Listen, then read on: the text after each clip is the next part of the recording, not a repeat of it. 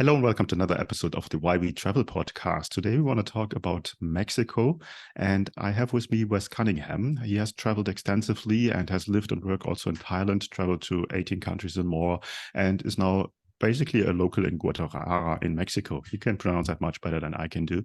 So let's welcome him to the show. Hi, Wes, how are you today? Hi, Klaus. I'm good. How about you? Very well. Wes, Mexico. I personally haven't been there, so it makes it interesting. What brought you to Mexico? Actually, a funny story is me and a friend were running some, and we had a person down there that was working for us, and so we decided to go visit him. Since it was kind of a small world type situation, so we was like, "Hey, like, why don't we go see Jerry?" So that's actually what took me there. I had never before. I speak Spanish. And really, Mexico really it was on my list, but it wasn't at the top of the list of places to go or to visit. But that trip, like with a friend, we went down there and I stayed down there a week. And let's see, as the story goes, I met someone there. I met a girl, and I've been going back for 2 years since.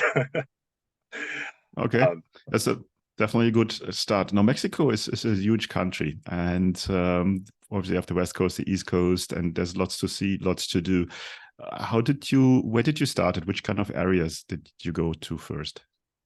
let's see, I started in Guadalajara, and that was just because that was where our I say our employee, but that's where Jerry was working. He was doing the customer service for my store and another friend's store. So that's where we went. But that's where I went first.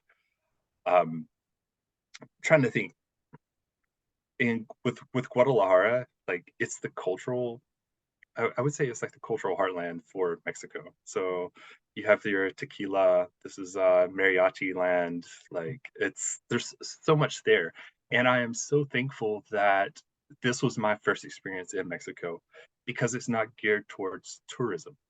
They're like, when you get to tourist places, right? Like probably Cancun, Vallarta, Cozumel, right? People speak English, but there's also the hassle, not hassle, but haggling, and everybody's trying to sell you something, right? And it can be off-putting. And I've experienced that in other countries.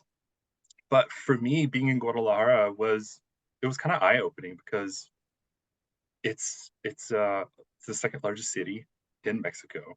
It has a skilled workforce, and there's a lot of English speaking because it's kind of like the Silicon Valley of Mexico. There's a lot of tech companies that are there, like Dell and Hewlett Packard are big employers in the area, along with I think a couple of other tech firms. I'm not really sure if Adobe's there yet, but anyways, the tech industry. So they also have an English speaking population, which I didn't know at the time. So, but it come to find out, it was really helpful just trying to get around and knowing that. But from there, we traveled to Lake Chapala, which is just an hour south, and that's the largest lake in Mexico. And it was also home to Ajijic, which is a huge expat area. They call it Little America. It's like San Diego type weather all year round. It's anywhere between 30 and 40,000 Americans and Canadians that live down there. It's large enough to where the hospitals have signs up saying that they accept American insurance. That's that's how large the population is. So sorry, not to digress, but went to Chapala. That was kind of like the first couple of trips. Tequila, obviously, I've been to Vallarta, then to Mexico City a couple of times. We spent New Year's Eve in Mexico City last year. Um, and then also to San Blas, which is it's in neighboring Nayarit to the northwest, and it's about 4 hours away. And it's a Mhm. small little beach town, but you can go whale watching there, and it's at half the price of what you'll get in Vallarta because there's no tourists there in San Blas. But that was really eye-opening experience in and of itself. But I've mostly traveled along the West Coast, just right there in like 5, 6 states.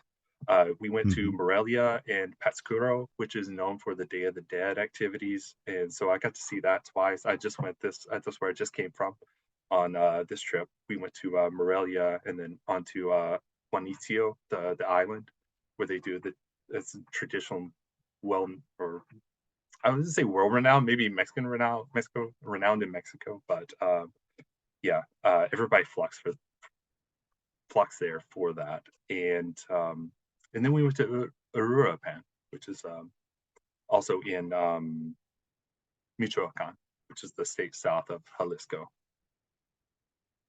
Mm-hmm. And that's about it. I've never made it to the East Coast. I've wanted to. I've made plans, but just haven't made it to Cancun yet. Okay, now well said. I think, as I said before, it's a huge country. Then the West Coast is also, I mean, it's a long stretch go all down there. Now, traveling overland within Mexico, I mean, there's some, I don't know, no-go areas, no-go provinces whatsoever. You hear that from time to time in the news. How is it traveling? What kind of travel, or how did you travel within Mexico?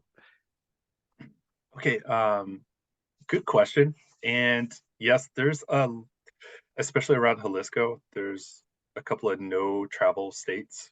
Colima to the south, and then was kind of to the southwest, and then Michoacan itself is also a do not travel advisory state. I traveled overland every trip except for Mexico City. So I drove to San Blas, and all the way down to Michoacan and to Colima as well. Traveling on those roads, you're fairly safe. Like I only say that because they had actually saw where they had an attack on one of them, but it seems like if the cartel and the military are into it, that's kind of just between them. They'll take pot shots at each other, but excuse me. But as far as traveling, like you're on toll roads, main interstates, there you'll see the federal police, and then also the military or the Marines if you're close to the ocean. The Marines will be out on patrol. I think that's eye-opening, as if it's someplace you travel to and you haven't been to I wouldn't say a high-risk area, but just like in Southeast Asia, there's armed guards outside of the hotels. There's armed guards at various places, and you'll find that in Mexico. But then also you'll find the patrols where they're on patrol. The police are patrolling on pickup truck, but they have a machine gun mounted on the back with 2 or 3 personnel in the back as well, in full gear. That may be off-putting to some people, but at least it presents itself as safe. I've never really had any issues. I've heard of issues. I've been in Guadalajara where they've had some issues on the outskirts. Luckily, it was nothing in the city. But generally speaking, when you're traveling there, one key tip is to always keep your Google Maps running. I found that out the hard way the first time. I was in the middle of Michoacan, and you're in peaks and valleys, so you'll lose cell service, and your maps may be telling you, I don't know where you're at. So it's always good to have it running when you're traveling, just so it can be downloaded and you have a sense of direction, because it's easy to get off. Not necessarily easy to get off on the wrong road, but then also Google Maps has a little bit of a lag there. So sometimes it's not telling you, like when it says turn left, it meant like in the next street, not the left that you're at, but it thinks you're a little bit further ahead than you are. So I've had plenty of experiences of getting off at the wrong exit, when you're in, a condensed area in a larger city. But generally speaking, like when you're traveling between those cities, you're on those main thoroughfares with toll roads, and it's quite safe. I never really had any issue. The driving is probably the scariest part, so that's a different story unto itself. I think that's what you need to be worried about, because it's totally different than the US. It's totally different than a lot of places I've been to. They kind of share the road. It'll be a 1-lane highway, and the traffic will get on the shoulders. They'll drive on the shoulder of the highway and leave the double yellow line to pass. And it's kind of a game of chicken if you're coming up on a lot of traffic. So that I will say, like that's probably the scariest part, like trying to get around those tractor trailers and everything else. Yeah, that's probably in a lot of countries. The further you go south in Latin America, the worse it gets. So it's, but you just get used to it overall. Now, Mexico is well well known for its culture and also for its food. And I know as we both big fans of Anthony Bourdain. So what kind of experiences do you have? I mean, probably in different areas of Mexico, the food is very, very different. How's the food on the West Coast? Oh, it's amazing. Like I'm I will say I was highly surprised at how good it is. And I probably be butchering a lot of this, but um I will say I forgot to mention I've been to Aguas Calientes and we went there for um a festival. Actually, it's the largest festival in Mexico. And I don't know if it's the San Marcos Festival. So they had the Black Eyed Peas, they had Rod Stewart there last year. Like so big headliners and huge festival. The food there was really different than what you would get in Jalisco, where they use a lot of guava and grapes. They grow that there, and it's also a little bit of a burgeoning, a wine country that they're so they also produce wine. So the food there was a little bit, I'm not say sweet, but they had like mole. I don't know if you've Mhm. experienced the mole, like the sauce. I'm not really a big fan, especially of like brown or dulce. But Mhm. the guava, they had guava mole there and uva, which was the grape mole. Like, oh man, like it's that food in and of itself. Like Aguas Calientes, I was gonna say, like you could just travel there just for the food. Like, um, but the when it comes to Jalisco, they're known for their barilla, which is like the slow cooked goat. I was trying to think of the word. Slow cooked goat. I remember the first time I had it, I actually got sick. So, but I will say it's but that was in a smaller city, having to deal with that. But it's really good. You know, it's like a slow cooked beef with seasoning. It's heavy, but and then also barbacoa, which is it, it's beef based, and so it's like I said, I don't know as much. All I know is like the spices that they put in it. Then they make it into a taco and kind of dip it in the sauce, and then uh, fry it there like that.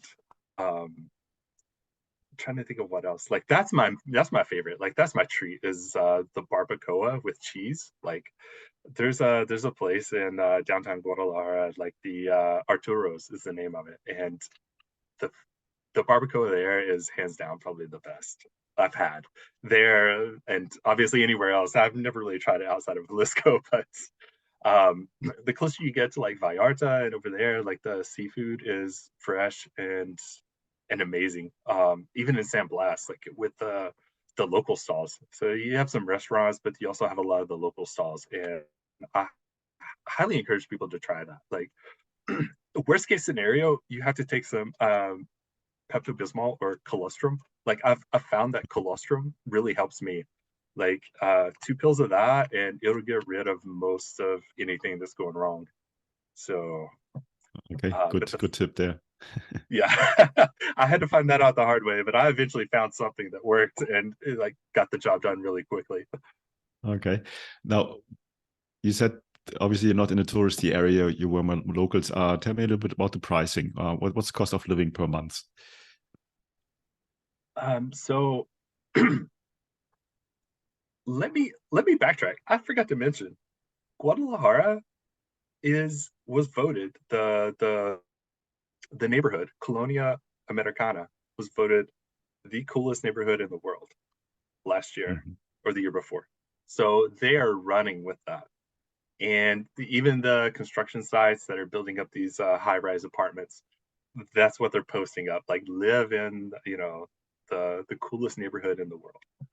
So pricing has kind of gone up a little bit, especially like on the strip of Chapultepec. That's your main strip. It's a little bit west of Central, probably a mile, something like that. But that's your main drag where everything's going to be at. That's uh, a lot of the tourists, a lot of the hostels and hotels are kind of geared towards that. I mean, when it Mhm. comes to the nightlife.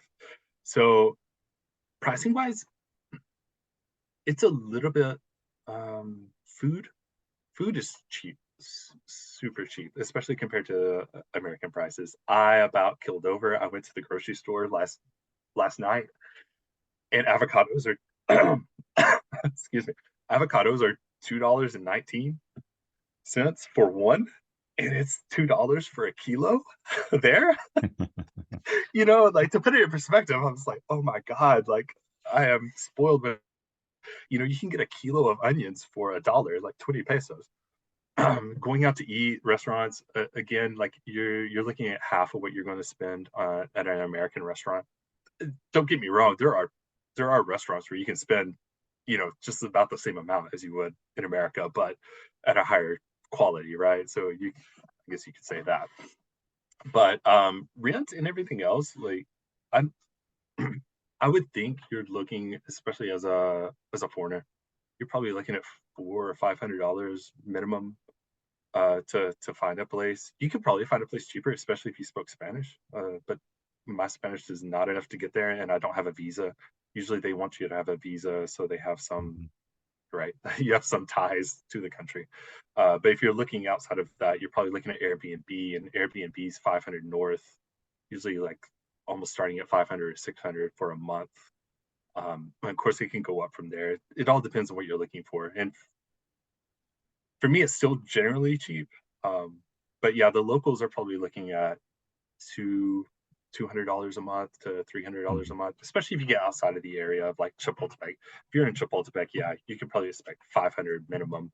But you're living on the strip in the second largest city in Mexico, like, for what it comes with. And I will also say it comes with a lot of noise, so like, just be prepared. Brings me to culture. How's the culture? How easy is it to get in contact with the locals?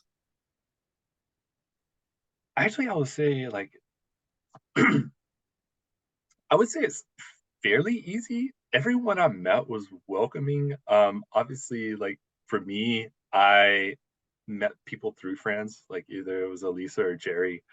Um, but it seemed like everybody I met, like, even if they didn't know English, they spoke some English and was enough to, try to have a little bit of a conversation and be polite. Like, it wasn't necessarily expecting me to speak Spanish, even though I was wanting to. Yeah, I was, probably at that time at a toddler level, so I can only, piece a couple of words together. I could follow along a lot better, like at that toddler age. I could follow along with the conversation to it if it was in Spanish. But when it comes to that area, like, I noticed when I would go to restaurants and they noticed my Spanish wasn't the best. Like, a lot of the places would switch to English. Like, even though I was trying in Spanish, like, they would switch it to English to try to help facilitate, not to go order.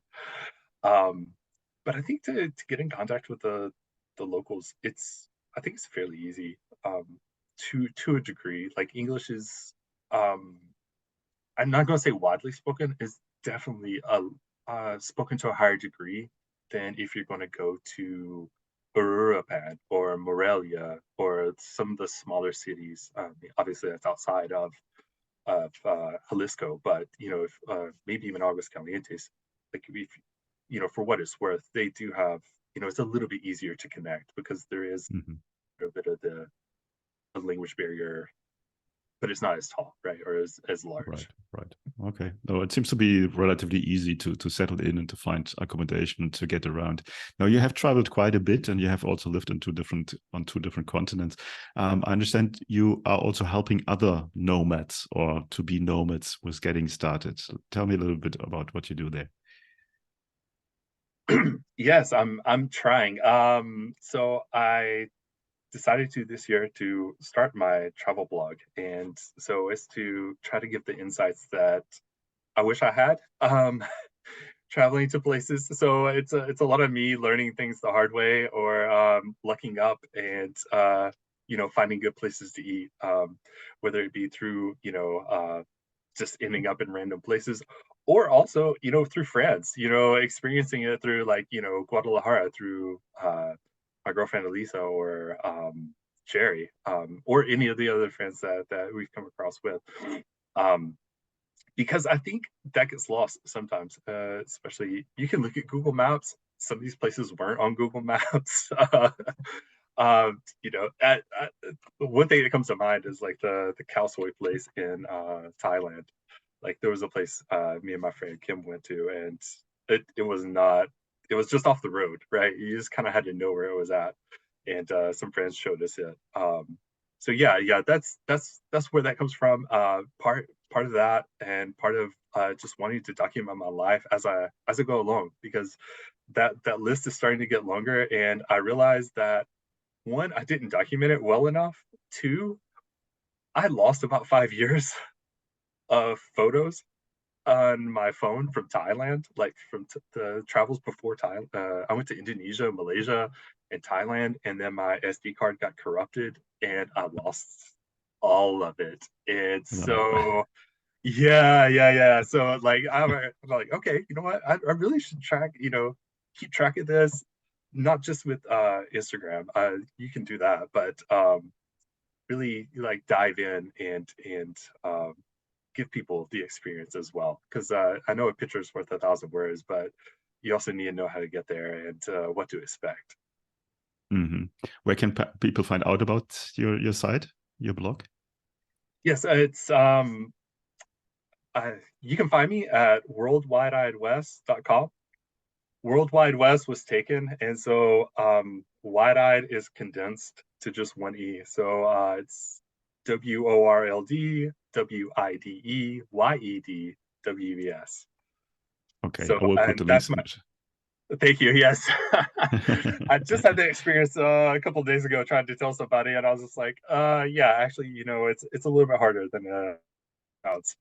But yeah, the Instagram, that's my personal, and then also on Facebook and YouTube. I've put together, I still have a lot of video footage to go through for the travels in Mexico, but slowly getting the YouTube channel up and sharing some of those adventures. Cool. Yeah, I will put all the links in the show notes and you're just one click away.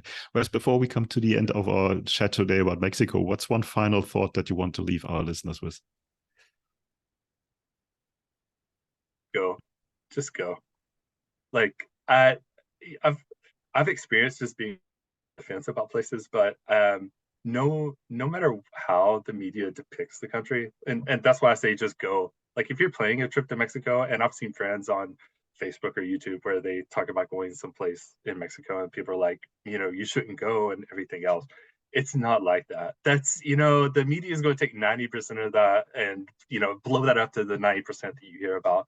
And, what you don't hear about is the connections that you make there, the friends, the people that you meet, the in Guadalajara, the multicultural aspect of it, the international food scene.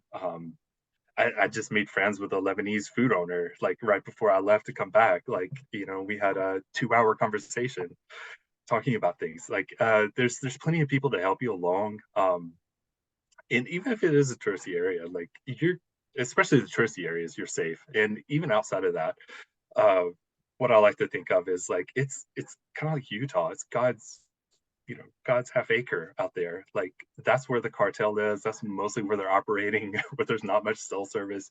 You, you, the likelihood of finding yourself in that type of situation is slim to none, unless you're at the border. Like, I've had Mexican friends tell me like they wouldn't even go to the border. Like that's kind of a, you really need to be safe there. But I wouldn't say there's anything at the border to see in the border states.